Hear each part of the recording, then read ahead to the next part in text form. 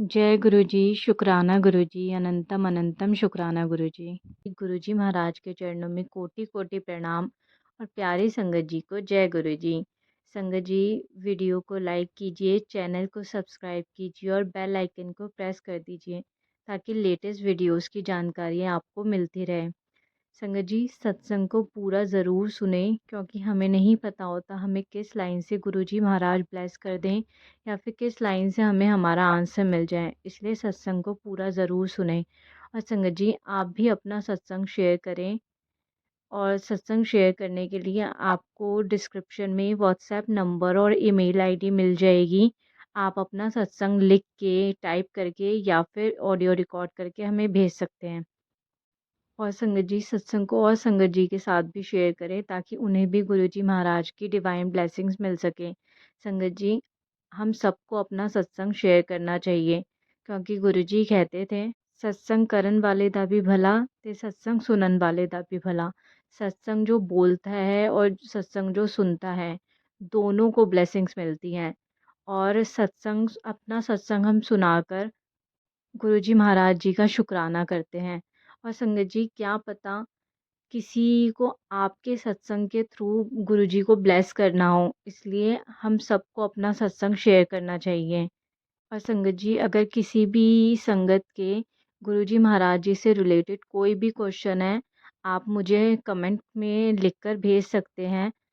मैं या तो उस पे वीडियो बनाऊंगी या फिर आपको कमेंट में ही उसका रिप्लाई कर दूंगी। संगत जी, गुरु महाराज जी कहते थे, कोई किसी के काम नहीं आएगा, सिर्फ ये जो मैं गुरु परिवार बना के जा रहा हूँ, यही एक दूसरे के काम आएंगे। तो संगत जी, अपना सत्संग शेयर करें और जहाँ भी आपको सेवा का मौका मिले, सेवा ज़रूर करें। और संगत जी, अगर अभी तक भी आपने चैनल को सब्सक्राइब नहीं किया, प्लीज़ चैनल को सब्सक्राइब करें और वीडियो को लाइक करें। संगत जी, सत्संग शुरू करने से पहले गुरुजी का मंत्र जाप करते हैं। आप भी बोलिए, ओम नमः शिवाय, शिव जी सदा सहाय। ओम नमः शिवाय, गुरु जी सदा सहाय। गुरु जी महाराज जी अपनी पूरी संगत पे अपनी ब्लेसिंग्स हमेशा बनाए रखें। जय गुरु जी, जय गुरु जी। संगत जी, अब हम सत्संग शुरू करते हैं। वेलकम। मैं अपना सत्संग सबसे पहले ये सुनाना शुरू करूंगा कि हम गुरु जी से जुड़े कैसे। 2003 में मैं उस वक्त दिल्ली में रहता था, करोल बाग के पास मेरे अपार्टमेंट में, और हमने गुड़गांव में अपना नया मकान बनाया DLF फेज 3 में, और हम वहां शिफ्ट कर गए। मगर हम पार्टली शिफ्ट किए क्योंकि हमें ये लगता था कि पता नहीं वहां दिल नहीं लगेगा तो हम दिल्ली वापस आ जाएंगे। तो 50% मैं अपना लगेज दे के आया था और 50% मेरा वहीं रह गया था जो है।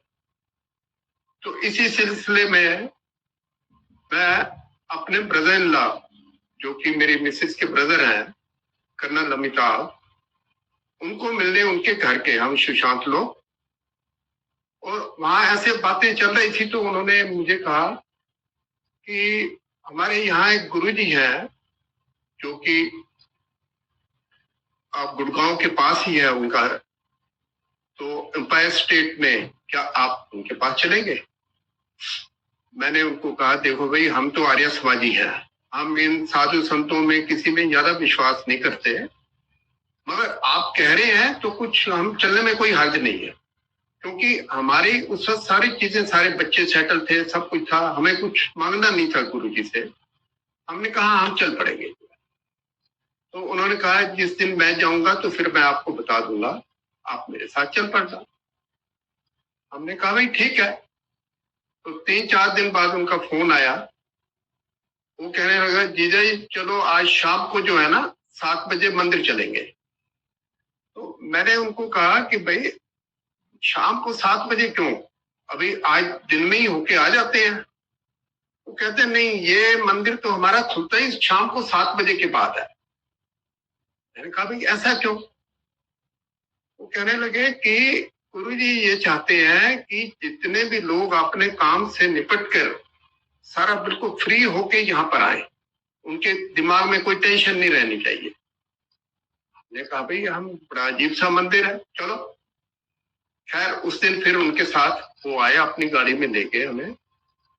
वहां जाके उन्होंने कहा जैसे जैसे मैं करूंगा आप भी साथ साथ में आपने ऐसे करते रहना जो है। तो गुरु जी के दरबार में ये देखे एक साधु बैठे हुए हैं, बड़ी अच्छी ड्रेस में बैठे हुए हैं सिंहासन पर। तो हमने जाके उनके माथा टेका जैसे सब कर रहे थे। तो हमें, क्योंकि हम जरा लेट पहुंचे तो हमें जगह बहुत पीछे मिली वहां बैठने के लिए, हम वहां बैठ गए जो है। तो मैं इनको तरीके से कह रहा था कि वहां शब्द चल रहे थे, गुरबानी के शब्द चलते हैं कि आप आंखें बंद करके अपना मेडिटेट करो जो है। हम भी बैठ गए।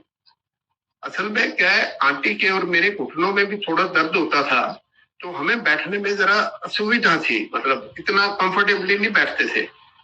और इतने में कोई मतलब सेवादार आगे, वो कहने लगे जरा और आगे बैठिए और आगे बैठिए। हमने कहा चलो भाई, किसी तरह टाइट होके मैं बैठ गया जो है। मगर जब एंड में जब उठे उस वक्त हमें कुछ महसूस नहीं हुआ कि हमारी टांगों में दर्द है।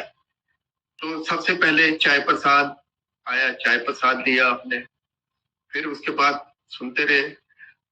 फिर मैंने इनको बोला कि कर्नल साहब, ये मंदिर हम कब जाएंगे?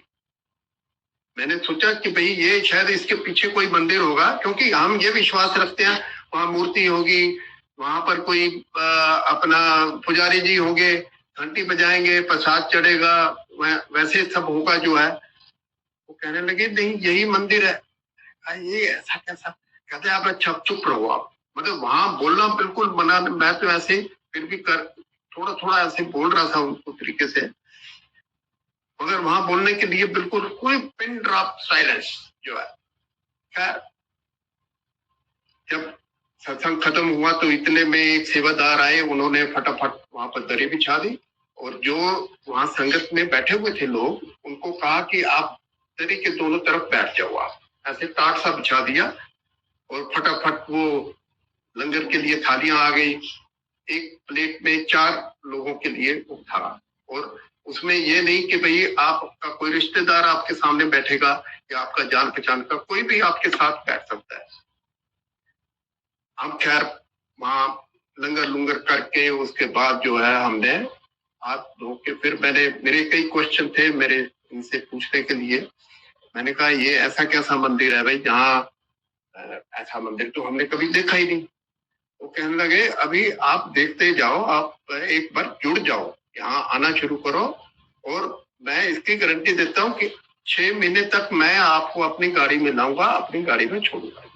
ये मतलब गुरुजी ऐसे सेवा कराते थे लोगों से कि भाई नई संगत को लाओ, और उनका जो जैसे हमें भी अभी भी जो गुरुजी बोलते थे कि भाई फला आदमी को जाओ बाहर रजौरी गार्डन छोड़ के आओ, तो एक सेवा होती थी। खैर वो उन्होंने हमें 6 महीने तक ऐसे लाते रहे। वो जो है तीसरे या चौथे दिन हम गुरुजी के जब वहां दरबार में पहुंचे तो मैंने माथा टेका, तो गुरुजी पूछते की ना, वो पंजाबी में बात करते थे, की ना ਤੁਹਾਡਾ? मैं कहा जी सुरेश अरोड़ा। कहते गुड़गांव वाले? I was shock. मैं कहा यार इनको कैसे पता? या तो इनका नेटवर्क ऐसा है, मतलब दिमाग में ये चीज आती है कि इनका नेटवर्क, इनके लोग बता देते होंगे भाई ये आदमी है। तो ताकि वो बाद में मैंने उनसे पूछा कर्नल साहब से, क्या आपने मेरे बारे में बता दिया था, क्या मेरी बैकग्राउंड सारी बता? कहता है मेरी तो यहाँ गुरुजी से कोई बात ही नहीं कर सकता, हमारी तो हिम्मत ही नहीं है कि गुरुजी से ऐसे जाके बात करे। तो ये कहते हैं ये भगवान का नेटवर्क है, ये अभी आपको समझ नहीं आएगा, ये बाद में समझ आएगा। वो सारे जानी जान है, उनको सब मालूम है।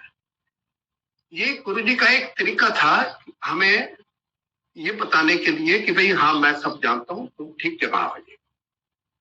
खैर हमने फिर वहां रेगुलर जाना शुरू कर दिया।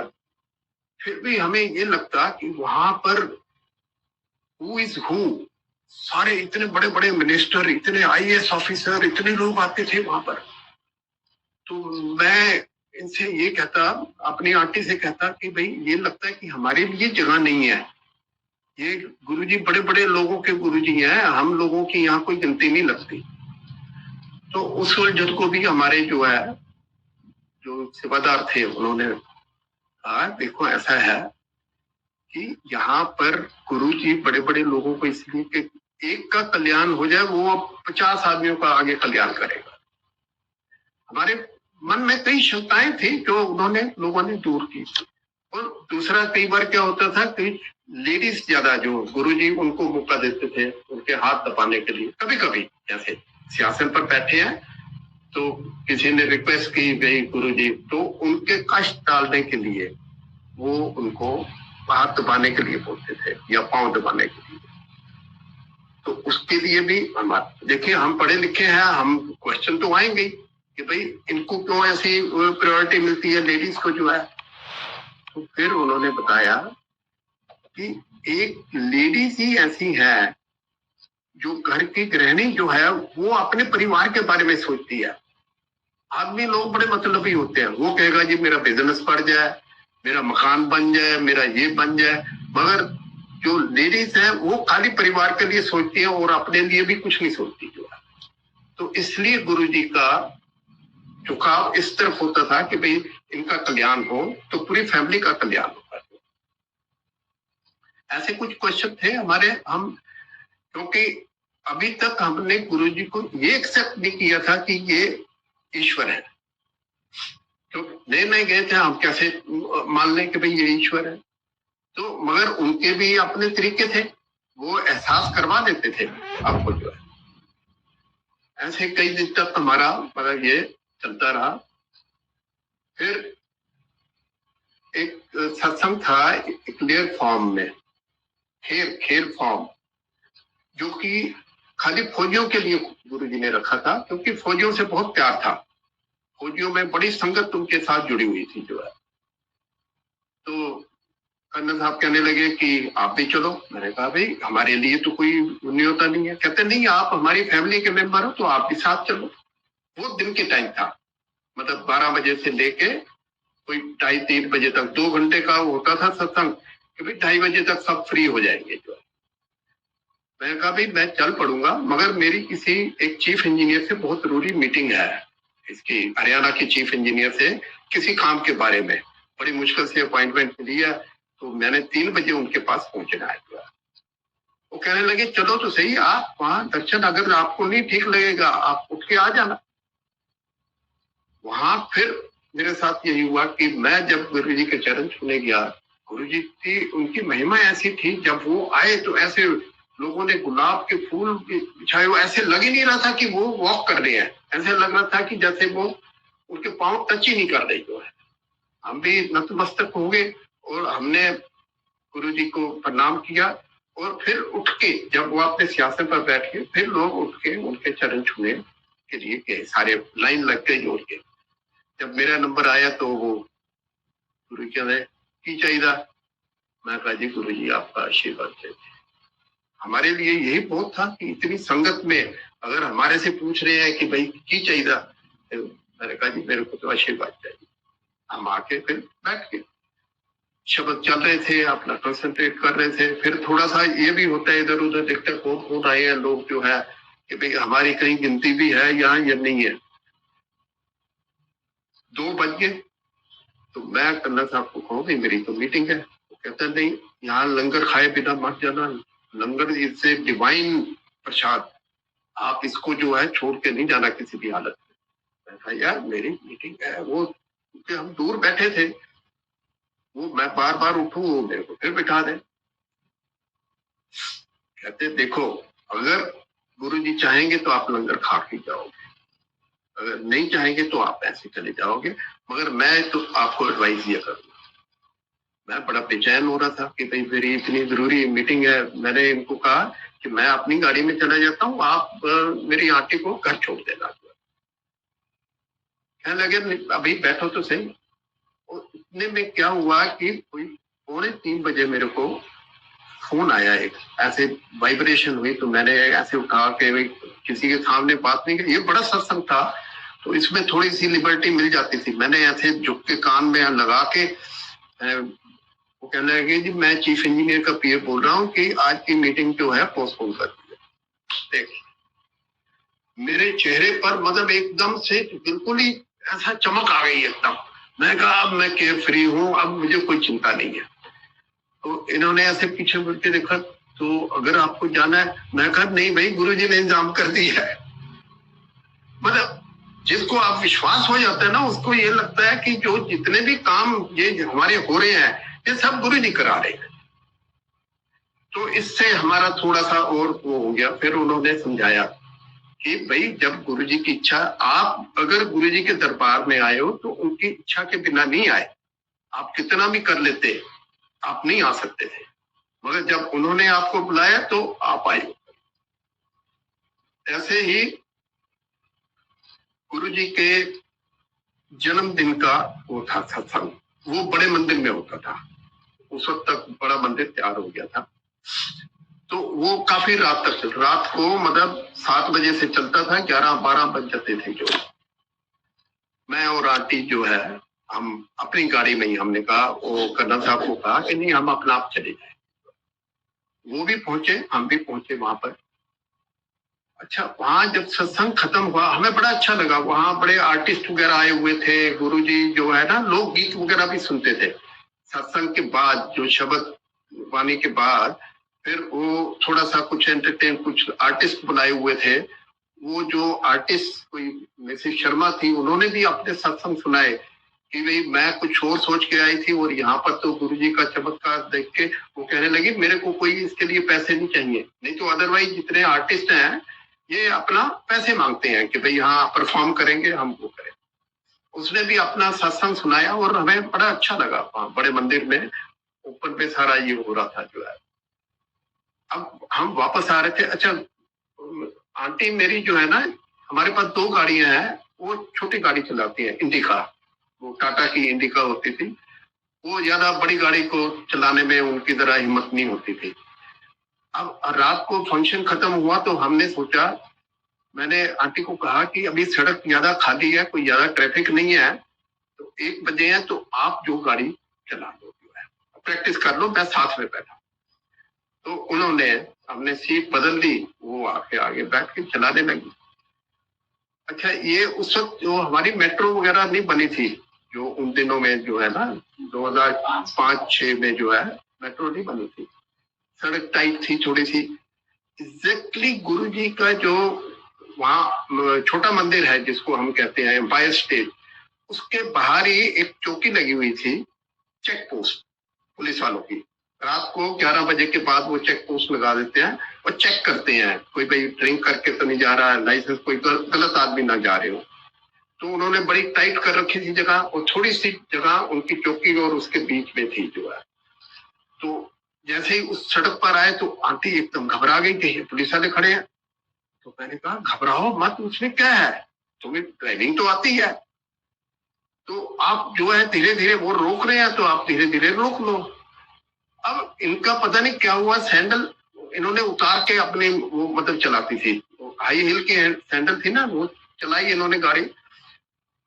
तो वो ब्रेक पर पांव रखे, ब्रेक ना लगे, तो फिर इन्होंने एक्सीलरेटर पर रखा तो वो स्पीड बढ़ गई एकदम। तो घबराहट हो गई। मैंने कहा ये पुलिस वाले वहां खड़े हैं, उधर गाड़ियां खड़ी हैं और बीच में थोड़ी सी जगह है। मैं सच में माने, मैंने ये सोच लिया कि भाई आज तो हम दोनों के खत्म, और पता नहीं हमारे बच्चों को कनाडा में कौन इन्फॉर्म करेगा। एकदम आ जाता है ना दिमाग में कि भाई आज तो गए हम। पता नहीं कुछ ऐसी शक्ति थी क्या थी कि ये 4 फुट की जगह में से ये आंटी निकाल के ले गई एकदम। अब जब ऐसे बाहर निकले तो अच्छा, आंटी के पास उस वक्त अपना लाइसेंस भी नहीं था। तो मैंने आगे जाके ना एकदम हैंड ब्रेक लगाई, क्योंकि पहले एकदम ख्याल ही नहीं आया, इतनी टाइट जगह देख के मैंने हैंड ब्रेक लगाई। मैंने क्या किया, फिर हमने सीट बदल दी। मैंने कहा कि मेरे पास तो लाइसेंस है, मैं हैंडल कर लूंगा, तो आपको बड़ा मुश्किल हो जाएगा बिना लाइसेंस के जो है। हमने अंदर ही अंदर सीट करी और फिर धीरे धीरे चलना शुरू किया, और इतने में मोटरसाइकिल पी पी पी करते पुलिस वाला जो है वो आ गया। कहते जी आपने तो हमें मार देना था, ये हमें तो बिल्कुल उम्मीद ही नहीं थी, हम तो सारे खत्म हो जाते। तो चलिए वापस।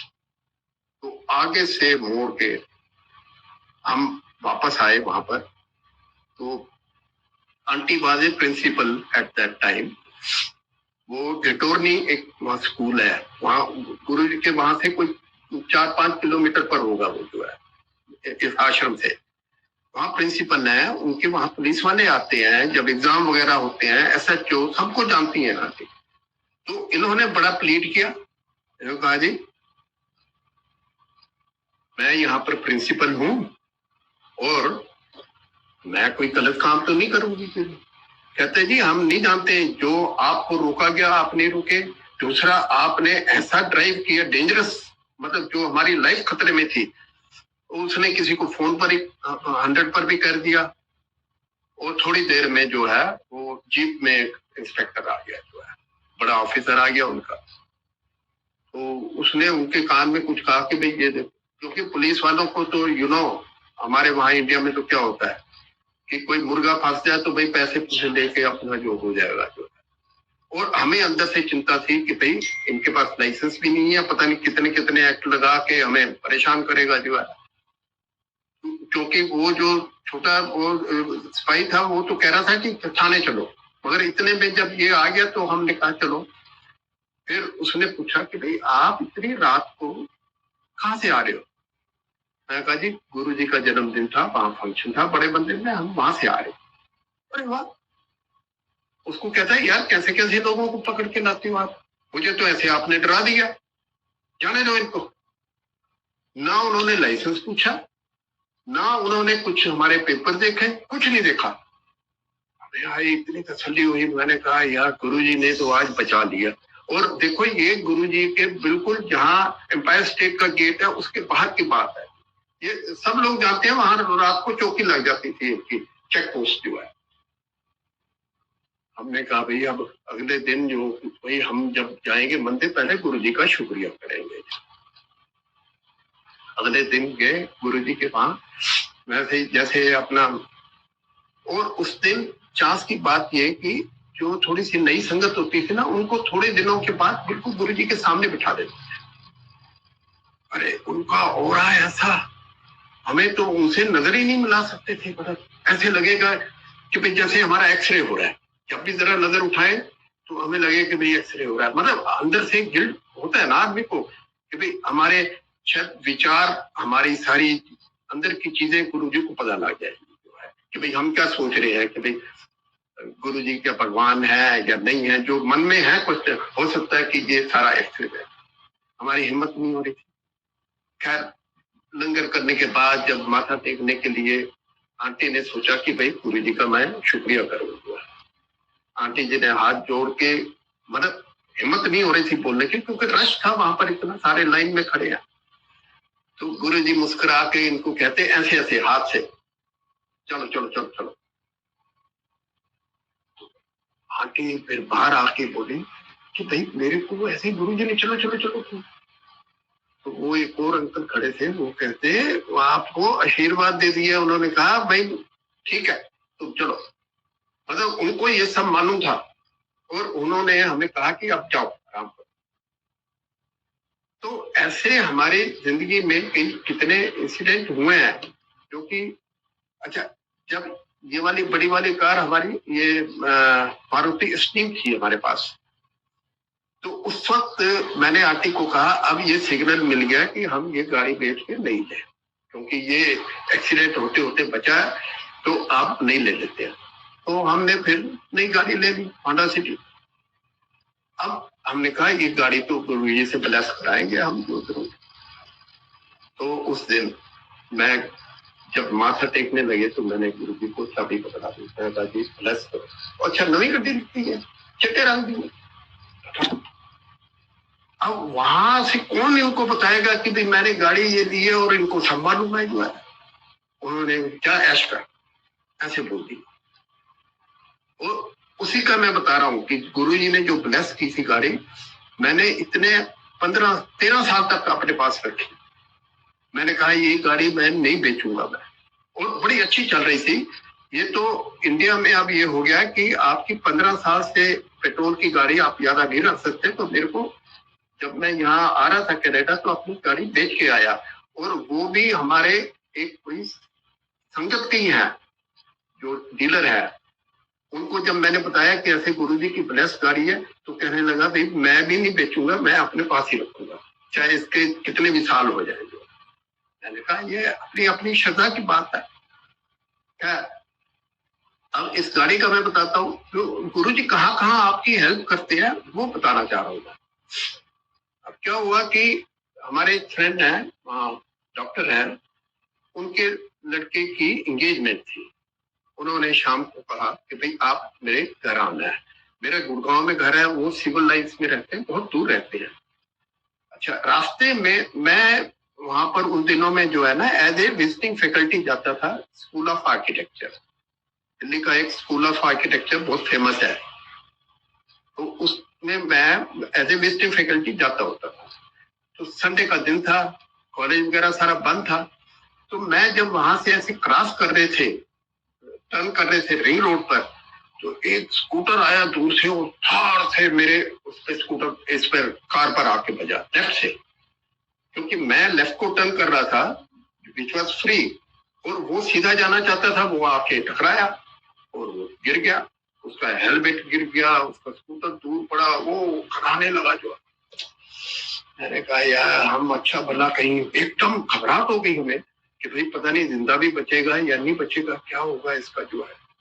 वो इतनी दूर दूर से चढ़, सारे फिर पता है लोग इकट्ठे हो जाते हैं, और वहां से कुछ गज पर ही जो है पुलिस हेडक्वार्टर है हमारे, और जहां जिस क्रॉसिंग पर हुआ वहां हर वक्त ट्रैफिक पुलिस खड़ी होती है। ये दिन का टाइम है जो है। तो हम बाहर निकल आए, हमने उसको उठाया, साइड में बिठाया। मैंने कहा अंकल अगर आपको कोई हेल्प की जरूरत है तो मैं आपको घर छोड़ देता हूँ। कहता है जी बस मैं तो मर गया, मैं तो हमें अंदर से घबराहट हो रही है, पुलिस केस भी बनेगा, सारा ये होगा। तो इतने में पुलिस वाला भी आ गया। अब पुलिस वाले को मैं कहने की कोशिश कर रहा हूँ कि भाई हमने नहीं, कसूर तो हमारा माना जाएगा क्योंकि बड़ी गाड़ी है, मगर मैंने कहा मेरा इसमें कोई फॉल्ट नहीं था। ये देखिए लेफ्ट से इसने मारा और इसने ऐसे ये गिर गया, इसको चोट लगी है जो है, इसका स्कूटर भी पता नहीं चलेगा या नहीं चलेगा जो है। वो कहने लगा जी मैंने 100 नंबर पर कर दिया है, तो अभी एम्बुलेंस वगैरह आ रही है, भाई इसका कोई चेक। हमने कहा भाई आज तो हम वहां तो नहीं जा पाएंगे। फिर मैं उसको पुलिस वाले को कन्विंस करने की कोशिश कर रहा था। मैंने कहा जी ऐसा है, मैं यहाँ पढ़ाता हूँ, मैं यहाँ पर प्रोफेसर हूँ और यहाँ पर पढ़ाता हूँ। ये कॉलेज बिल्कुल कोने में ही है, वो बिल्कुल उसके सामने ही, कॉलेज के सामने ही हमारा एक्सीडेंट हुआ था। तो मैंने कहा ऐसे मैं पढ़ाता हूँ। वो मतलब परवाह नहीं कर रहा था जो है, भाई ऐसे लोग अपने एक्सक्यूज देते रहते हैं। अब इतने में क्या हुआ, मेरी 3 क्लास की लड़कियां वो वहां से पास कर रही थी, जबकि छुट्टी का दिन है। उस दिन किसी का कोई वहां होने का मतलब नहीं है, कॉलेज बंद होता है। छुट्टी का 3 लड़कियां मेरी क्लास की वहां से, सर सर सर क्या हुआ। अब वो पुलिस वाला खड़ा था, उसने जब देखा कि भाई ये ऐसे बात कर रहे हैं तो उसको तसल्ली हो गई कि भाई हाँ आदमी जेन्युइन है। अब ये देखो सर, छुट्टी वाले दिन किसी को ऐसे भेजना ये क्यों करा सकता है। गुरु जी की महिमा सारी, और हमारे वहां गुरु जी की हमेशा कार में उनकी फोटो लगी रहती है। हम बहुत घबरा भी गए थे अंदर से। मेरे को ये था कि भाई इसको कोई कुछ इंजरी वगैरह ना हुई हो, अगर कहीं फ्रैक्चर हुआ या कुछ भी हुआ तो हम मुसीबत में पड़ जाएंगे, क्योंकि फिर हॉस्पिटल के चक्कर, कोर्ट के चक्कर, पता नहीं क्या क्या हो सकता है। अच्छा, इतने में 4-5 आदमी वहां से निकल रहे थे। वो उसको देख के जो जिसको चोट लगी, अरे शर्मा जी आपको क्या हुआ। कहता यार एक्सीडेंट हो गया, मैं तो बस सब खत्म। तो मैंने कहा ये शर्मा जी कहाँ काम करते हैं, उनसे पूछा जो उनको देख रहे थे। वो कहा जी ये पुलिस हेडक्वार्टर में काम करते हैं। और मुसीबत, मैंने कहा आज तो बचने का कोई चांस नहीं है। खैर उस वक्त फिर हम, मेरी वैसे कार में बोतल रहती है जो पानी की जो है, हमने उसको पानी पूरी पिलाने की कोशिश की। तो एक लड़का वहां से जा रहा था, उसके पास शायद वो थी चंपा कोला वगैरह थी, तो उसने उनको वो पिलाई। फिर मैंने उनको चलाया। अच्छा, इतने में एम्बुलेंस आ गई। अच्छा, अब देखिए उसके यहाँ पर माथे पर ना इतना छोटा सा एक निशान पड़ा था, बस कोई खून भी नहीं निकला था।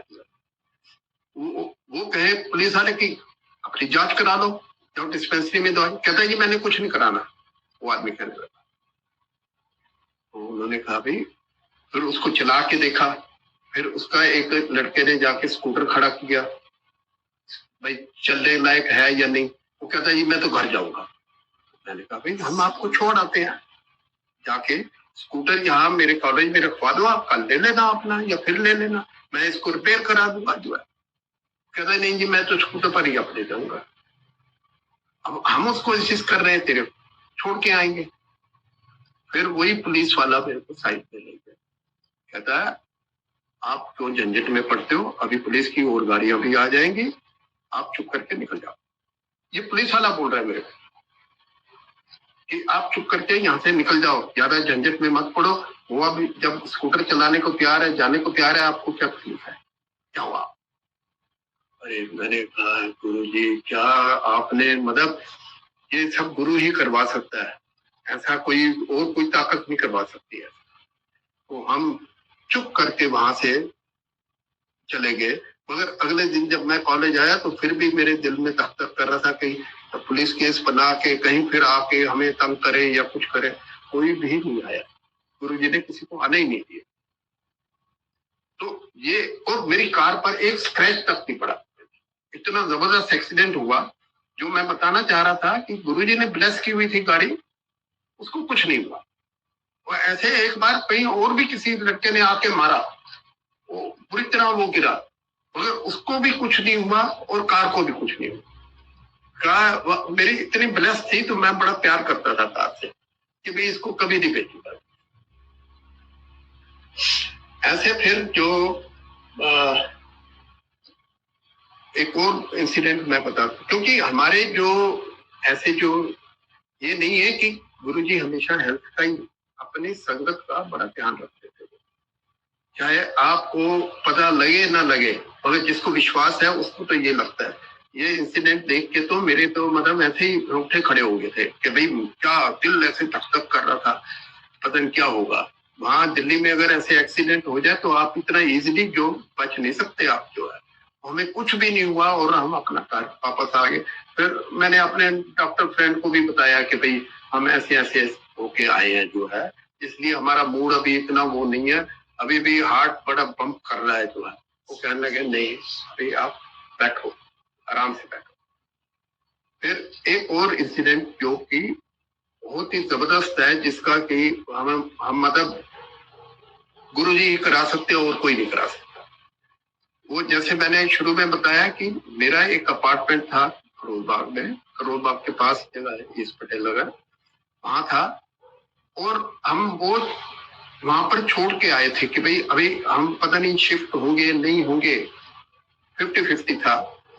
फिर अब जब हम पूरा शिफ्ट कर गए तो हम कई साल तो उसे खाली छोड़ा, फिर उसको मेंटेन करना मुश्किल हो रहा था। हमने फिर एक किराएदार रखा, जिसको की कंपनी लीज पर 2 साल के लिए दिया था। उसको 2 साल जब हो गए तो वो कहने लगा अंकल जी मैं, मेरी सिस्टर की शादी होनी है और मैं ये चाहता हूँ कि आप मेरी ये जो एक्सटेंशन कर दें। जो 2 साल खत्म हो गए थे, कंपनी ने चेक देने बंद कर दिए, मगर उसने कहा मैं आपको 6 महीने का चेक दे देता हूँ, आप अपना, मेरी सिस्टर की शादी हो जाए तो इन कंपैशनेट ग्राउंड पर, विदाउट एनी मतलब एग्रीमेंट हमारा खत्म हो गया था, बिना एग्रीमेंट के उसके वो दे दिया कि भाई शरीफ आदमी है, मेरा किराया दे रहा है तो चलो भाई इसको दे। वो 6 महीने हुए, फिर साल हुआ, फिर 2 साल हो गए, वो खाली ना करे। अब हमें चिंता हो गई, क्योंकि हमने हर बार कनाडा आना आता था, तो हमें तो बड़ी मुश्किल थी कि भाई कैसे इसको वो करें हैंडल। उसने मेरे को किराया भी दे, मैंने बड़ी कोशिश की, कभी कोई बहाना लगाए, कभी कोई बहाना नहीं, खाली किया। अब आंटी कहने लगी हमारी इतनी महंगी प्रॉपर्टी, तो अब कैसे इसको हम ले इसको। फिर हमने सोचा चलो भाई केस करें इसके ऊपर, जो है कोर्ट में जाके वहां से खाली कराया।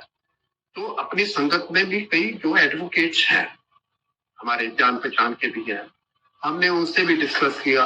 वो कहने लगे भाई ऐसे तो खाली नहीं होगा, आपको जो या तो कोई पैसा देना पड़ेगा या कुछ ऐसे, इतना इजीली नहीं होगा। वो आप लोअर कोर्ट से जीतोगे तो वो हायर पे चला जाएगा, उससे हायर पे चला जाएगा, वो चाहे तो आपको नचा के रखेगा। तो खैर मैंने कई और मेरे रिश्तेदार भी थे, सबसे पूछा, सबने डिस्करेज किया कि किसी तरह आपस में ही फैसला कर लो तो बेटर है। वो करने को वो कहता मैं खाली मना नहीं करता था, मगर खाली भी नहीं करता। खैर फिर हम एक दिन मंदिर में गए, हमने गुरु जी से कहा गुरु जी अब हमारा ये खाली कराना है तो केस हम कर रहे हैं।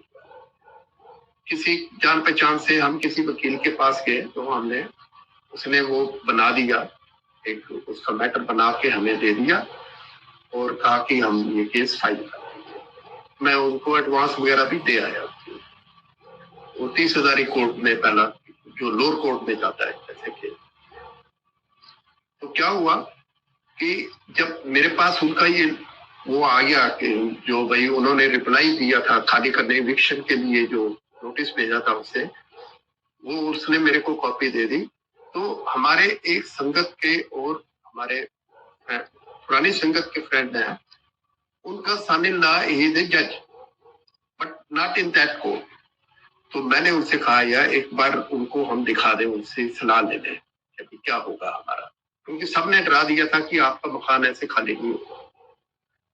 तो हम उनके साथ उनके घर में वहां गए, तो उन्होंने जब ये देखा, उन्होंने ऐसे ही कहने लगे अरोड़ा जी ये तो बेकार है बिल्कुल, क्योंकि इसमें कोई डोमिसाइल रीजन ही नहीं दिया कि भाई आपको क्यों चाहिए।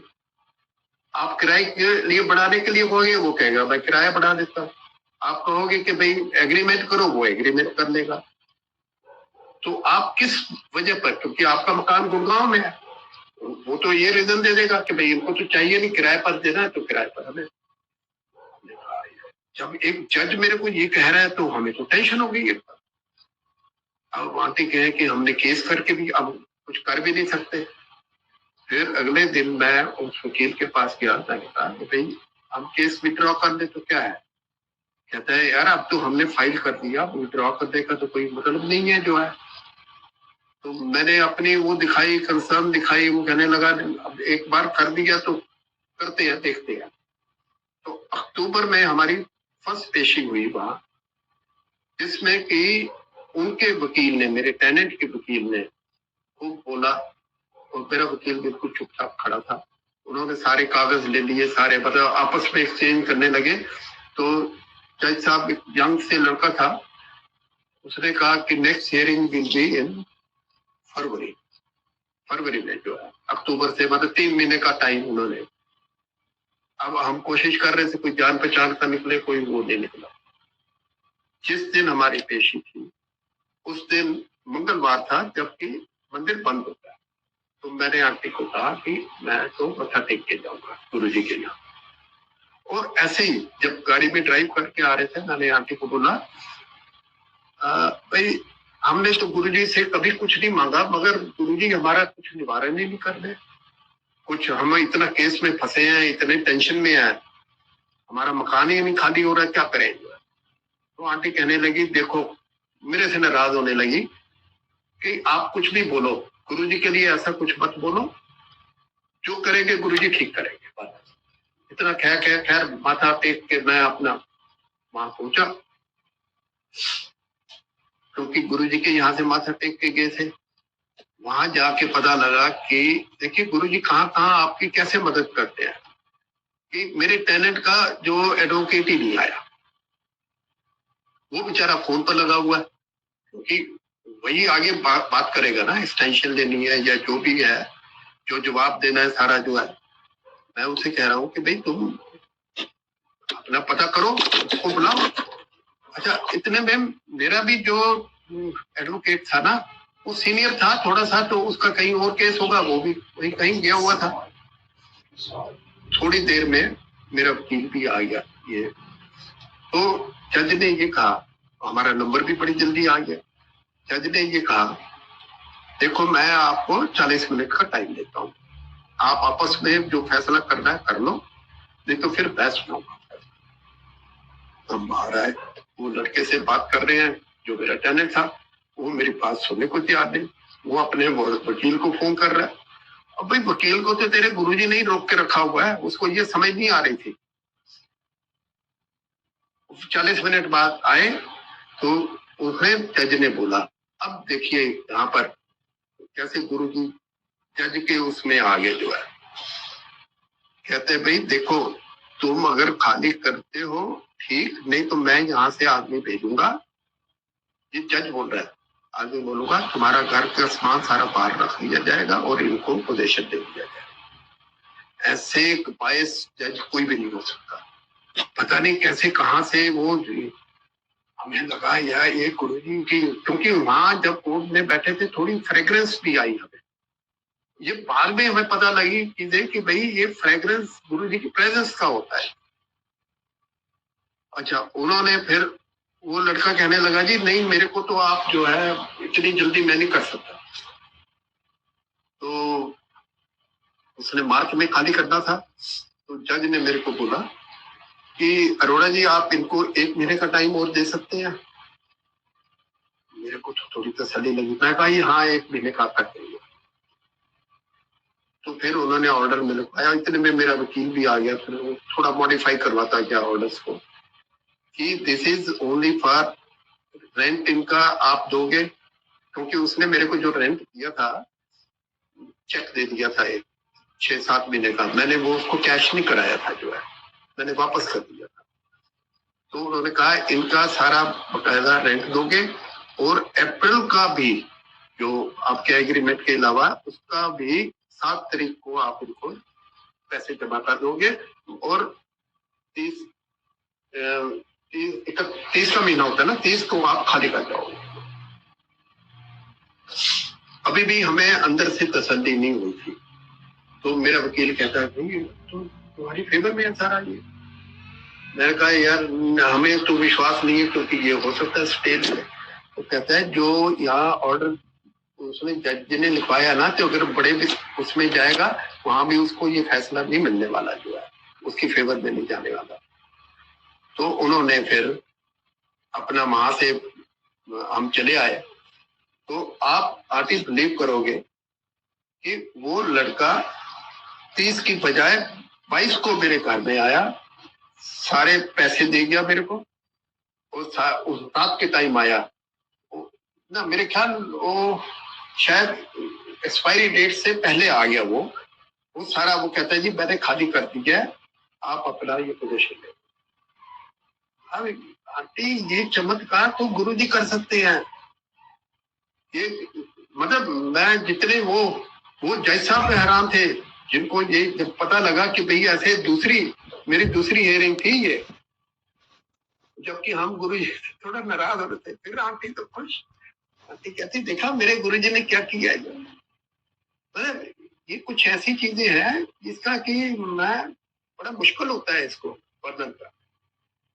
सत्संग मेरे पास और भी हैं मगर हम उनको बाद में सुनाएंगे। अब एक बहुत जरूरी बात मैं करना चाहता हूँ, वो ये कि यहाँ पर इम्पोस्टर पड़े आ गए आज तक। इंडिया में भी कई लोग ऐसे हैं जो जैसे पुरानी संगत का है तो आप उनको कहते हैं ना जी हाँ हम आपसे मिलकर बड़ी खुशी हुई, आप हमें सत्संग सुनाइए अपना सारा, तो उनको कुछ अहम सा हो जाता है और वो सेल्फ स्टाइल बन जाते हैं, अपने घर में दरबार लगाना शुरू कर देते हैं। और ऐसे मंदिर वाले कहते हैं कि ऐसे लोगों से बचो, गुरु जी से डायरेक्ट कनेक्शन करो आप, इसका कोई मीडिया नहीं है। आप ये सोचें कोई आपको गुरु जी से मिलवा देगा तो नहीं है। और ऐसे ऐसे लोग भी हमने सुने हैं जो वैंकूवर में भी आए हैं और इसमें भी गए हैं, उनकी टिकट अरेंज की गई, उनकी टिकट ठीक है टिकट अरेंज की, मगर उन्होंने आके यहाँ कहा जी हमें गुरुजी ने पावर दी है, हम आपका लोटा ब्लेस करेंगे, कितने लोगों को ब्लेस करना है, 11 लोगों को ब्लेस करना है, तो हमें चढ़ावा मांगा है उन्होंने। तो इसलिए मेरी सबसे संगत से ये गुजारिश है कि इन चक्रों में बिल्कुल ना पड़े, गुरुजी से डायरेक्ट जुड़े आप, आपको अपना आप ही महसूस होगा। और ऐसे कई लोग हैं जो ऐसे मिसलीड हो जाते हैं जो जिनको, और उनका गुरुजी फिर बाद में ध्यान रखते हैं। कुछ ऐसे केसेस हुए हैं उनमें उन जो संगत ने ऐसा किया उनके साथ बहुत बुरा हुआ, क्योंकि हम नहीं चाहते थे कि ऐसा हो, मगर वो उनके साथ गुरु जी ने अपना किया। जो गुरु जी की मर्जी से ही सब हो सकता है।